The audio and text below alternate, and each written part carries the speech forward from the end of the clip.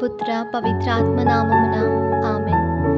జ్ఞానవాణి ద్వారా దైవ సందేశాన్ని ఆలకిస్తున్న వారందరికీ ప్రభుక్రీస్తు పేరిట శుభోదయం.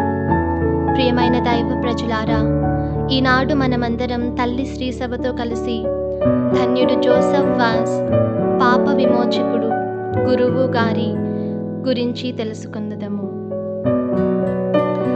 సమస్తమును త్యజించిననే తప్ప ఎవడును నా శిష్యుడు కానేరడు. లూకాసు వార్త 14వ అధ్యాయము 33వ వచనము. సుగుణం.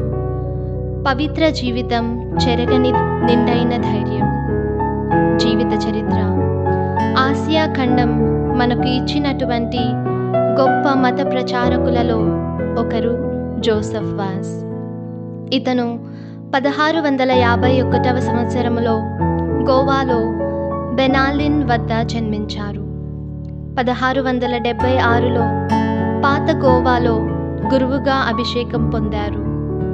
తన 36వ సంవత్సరాల గురు జీవితం గోవా, కొంకిన్, శ్రీలంకలో గడిపారు. ఇతను మొదటి స్వదేశీయ మత ప్రచారకుడు. సిలువ యొక్క అద్భుతములను గూర్చి వివరిస్తూ ఒక చిన్న దేవాలయాన్ని నడిపించారు.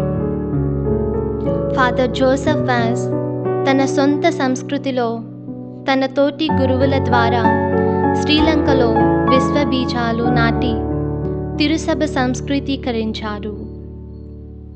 ఒక అపోస్తులుని వలె పవిత్ర జీవితముచే, అలుపెరుగని ఉత్సాహముతో, చెరగని ధైర్యముతో శ్రీలంక తిరుసభను బలపరిచారు. చివరికి 1711లో శ్రీలంకలో కెండి అను ప్రాంతంలో మరణించారు. 1995 జనవరి 21న రెండవ జాన్ పాల్ పాపు గారిచే ధన్యుడిగా ఆశీర్వదింపబడ్డారు.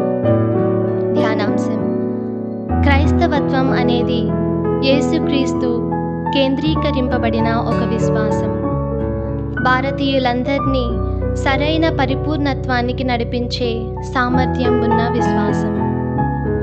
కావున ప్రియ సహోదరులారా, మనం కూడా జోసెఫ్ వాస్ గారి వలె క్రైస్తవ మత ప్రచారానికి అలుపెరుగని యోధునిలా క్రీస్తు ప్రేమను నలుమూలలా చాటి చెప్పుదాం.